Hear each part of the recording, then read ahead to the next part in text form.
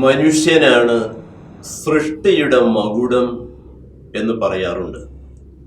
സഭ പഠിപ്പിക്കുന്ന ഒരു വിശ്വാസ സത്യമാണിത്. പൊതുവെ ഏവരും അംഗീകരിക്കുന്ന ഒരു യാഥാർത്ഥ്യവുമാണ് ഇത്. മനുഷ്യൻ എന്ന സൃഷ്ടിയെ ഇതര ജീവജാലങ്ങളിൽ നിന്ന് വ്യതിരിക്തനാക്കുന്നത് അവൻ്റെ ആത്മീയവും ഭൈഷണികവുമായ സിദ്ധികളും സാധ്യതകളുമാണ്.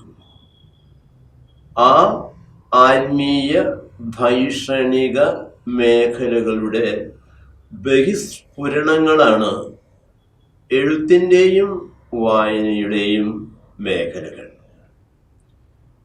ഇതുമായി ബന്ധപ്പെട്ട് ഏതാനും ചിന്തകൾ ഇന്ന് പങ്കുവയ്ക്കപ്പെടേണ്ടതുണ്ട്. കാരണം ഇന്ന് ലോക പുസ്തക ദിനമായി ആചരിക്കുകയാണ്. എഴുതുന്നവരെ, വായിക്കുന്നവരെ പ്രോത്സാഹിപ്പിക്കുവാൻ നിയോഗിക്കപ്പെട്ട ഒരു സുന്ദര സുദിനം. വരും തലമുറകൾക്ക് വേണ്ടി പ്രചോദനം ഏറ്റുവാങ്ങാനുള്ള ഒരു അർത്ഥവത്തായ ആചരണം.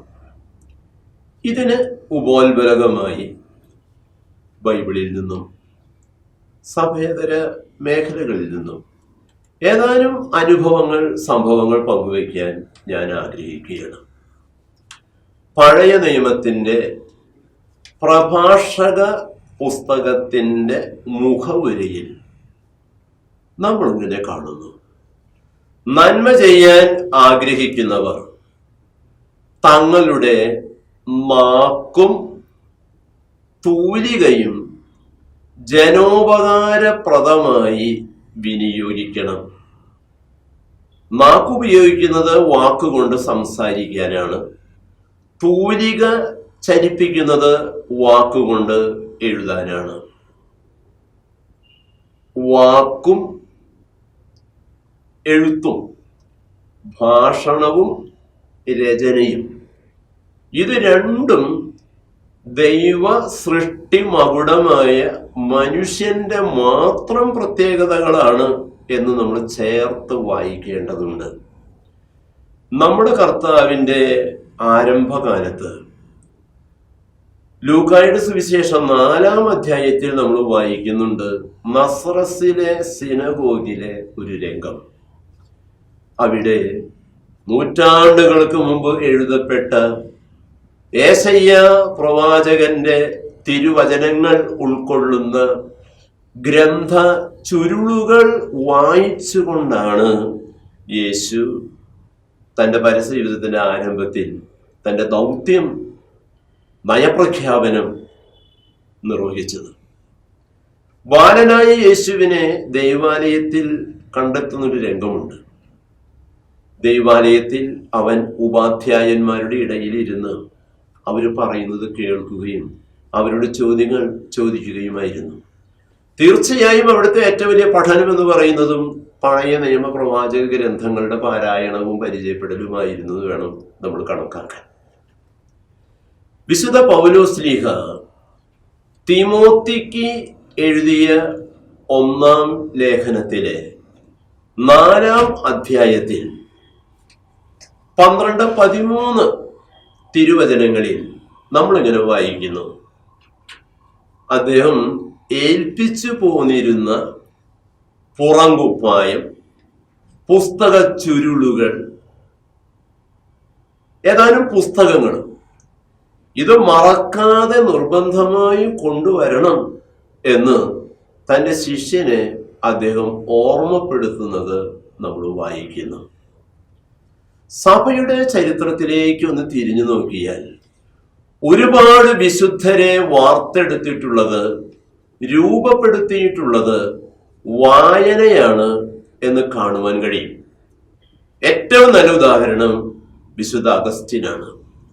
മാധ്യമങ്ങളുടെ പത്ര പ്രസിദ്ധീകരണങ്ങളുടെയൊക്കെ മധ്യസ്ഥനായി മാനിക്കപ്പെടുന്ന ഹിപ്പോയിലെ മെത്രാനായിരുന്ന കൺഫെഷൻസ് എന്നുള്ള വിഖ്യാത കൃതിയുടെ രചയിതാവായ അഗസ്റ്റിൻ തന്നെ. അദ്ദേഹം ഒരു 30 വയസ്സ് വരെ കുത്തഴിഞ്ഞ് ജീവിതം നയിച്ച ആളാണ്. പെട്ടെന്ന് അദ്ദേഹത്തിന് ഒരു അരുളപ്പാടുണ്ടാകുന്നു. എടുത്തു വായിക്കുക. എടുത്തു വായിച്ചത് പൗലോസ്ലീഹ റോമ സഭയ്ക്ക് എഴുതിയ 13-ാം അധ്യായത്തിൻ്റെ 12-13 തിരുവചനങ്ങളായിരുന്നു.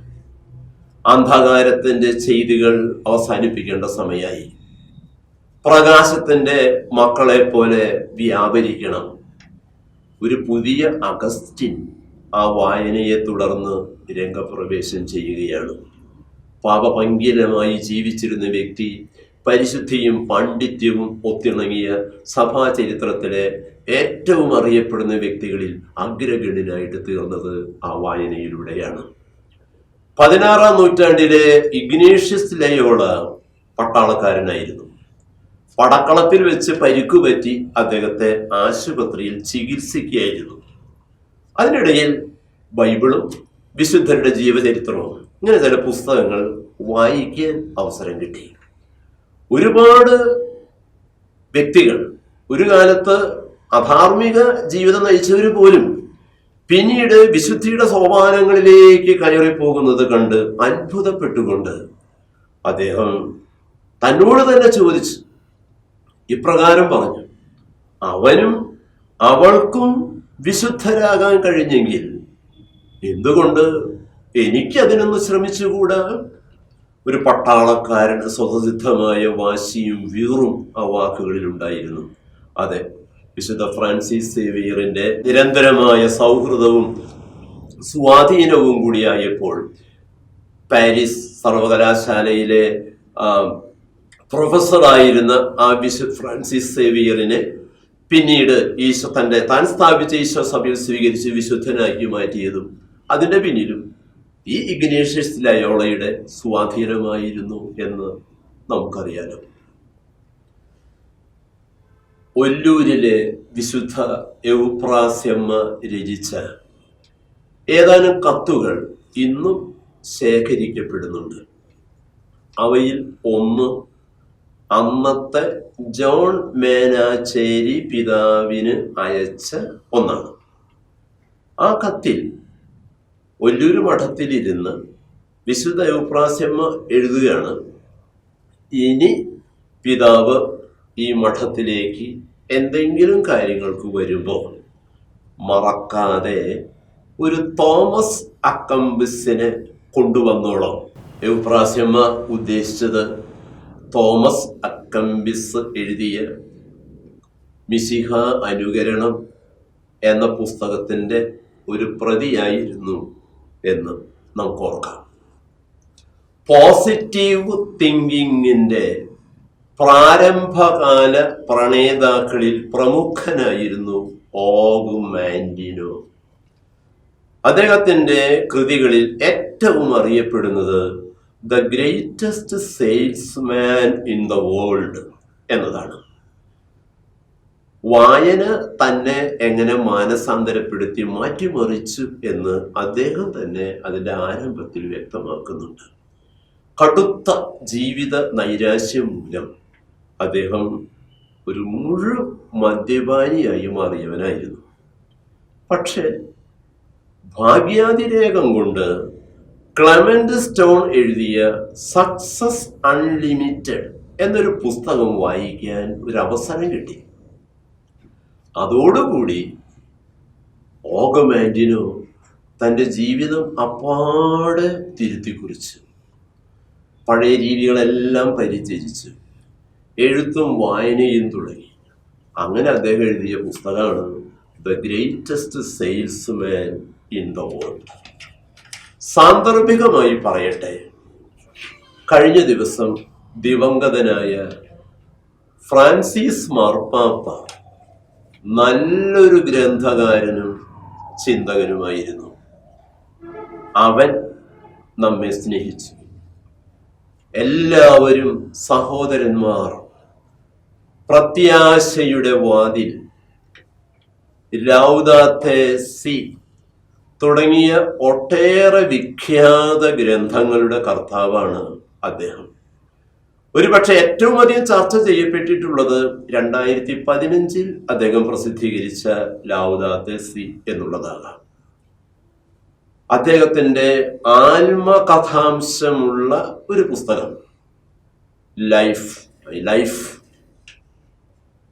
സ്റ്റോറി ത്രൂ ഹിസ്റ്ററി എന്ന കൃതി 80 രാഷ്ട്രങ്ങളിൽ ഒരേ സമയത്ത് പ്രസിദ്ധീകൃതമായി എന്നുള്ളത് ആരെയാണ് അത്ഭുതപ്പെടുത്താതിരിക്കുക? പൂർവസൂരികളുടെ മഹത്വം ഈ തലമുറ മനസ്സിലാക്കുന്നത് അവരുടെ കൃതികളിലൂടെയാണ്. നിർഭാഗ്യവശാൽ ആ മഹത്വം, അവയുടെ സൗരഭ്യം വേണ്ടത്ര ആധുനിക തലമുറ തിരിച്ചറിയുന്നില്ല എന്ന് തോന്നിപ്പോകുന്നു. തോമസ് ഗ്രേയുടെ പ്രശസ്തമായ ഒരു വിലാപകാവ്യമാണ് the elegy written in the country ചർച്ച്യാർഡ്.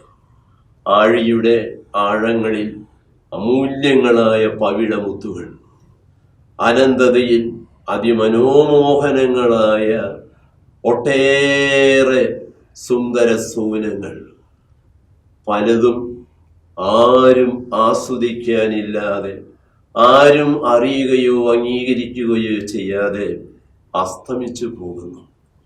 ഒരുപാട് പുസ്തകങ്ങളുടെയും ഗതി ഇത് തന്നെയല്ലേ എന്ന് തോന്നിപ്പോവുകയാണ്. പ്രത്യാശ നൽകുന്ന ഒരു മാതൃക ഈ അടുത്ത നാളുകളിൽ സ്വീഡനിൽ നിന്ന് വന്നിട്ടുണ്ട്. തങ്ങളുടെ കുട്ടികളെ പേനയുടെയും പെൻസിലിന്റെയും പുസ്തകത്തിന്റെയും ലോകത്തിലേക്ക് തിരിച്ചു കൊണ്ടുപോകുവാൻ അവിടുത്തെ വിദ്യാഭ്യാസ വകുപ്പ് തീരുമാനിച്ചിരിക്കുന്നു. നമ്മുടെ മക്കൾ ഇന്ന് ഒരുപാട് പേർ പുസ്തകങ്ങളിൽ നിന്ന് അകന്നു പോയിട്ടുണ്ട്. വായനാശീലം കുറഞ്ഞിട്ടുണ്ട്. വായനയുടെ രീതികൾ മാറിപ്പോയിട്ടുണ്ട്. അതോടൊപ്പം ചേർത്ത് വെക്കണം, മറ്റു ചില ലഹരികൾ നമ്മുടെ മക്കളെ നശിപ്പിക്കുന്നുണ്ട്. ഇന്ന് സന്തോഷം തേടി ഒഴിവു സമയം ചെലവഴിക്കാൻ മദ്യമയക്ക് വസ്തു പദാർത്ഥങ്ങളുടെ ലോകത്തിലേക്ക് അറിഞ്ഞും അറിയാതെയും എടുക്കപ്പെട്ട് സ്വയം നശിച്ച് പഠനം പോലും തുടരാൻ നിവൃത്തിയില്ലാത്ത നിലയിൽ വഴിതെറ്റിപ്പോകുന്ന ആ മക്കളെ നമുക്ക് വായനയുടെ ലോകത്തിലേക്ക് ഒന്ന് വാരിക്കൂട്ടി കൊണ്ടുവന്നാൽ അത് ഈ തലമുറയോട് ചെയ്യാവുന്ന ഏറ്റവും വലിയ രക്ഷാകരമായ പ്രവർത്തനമായിരിക്കും. എഴുത്തുകാർ ധാരാളം ഉണ്ടാകണം, വായനക്കാരും വളരെയേറെ ഉണ്ടാകണം. വായനക്കാരെയും എഴുത്തുകാരെയും പരിചയപ്പെടാൻ ഈ ദിവസം നമ്മെ ആഹ്വാനം ചെയ്യണം. ലോക പുസ്തക ദിനത്തിൻ്റെ മംഗളാശംസകൾ എല്ലാവർക്കും പങ്കുവയ്ക്കുന്നു.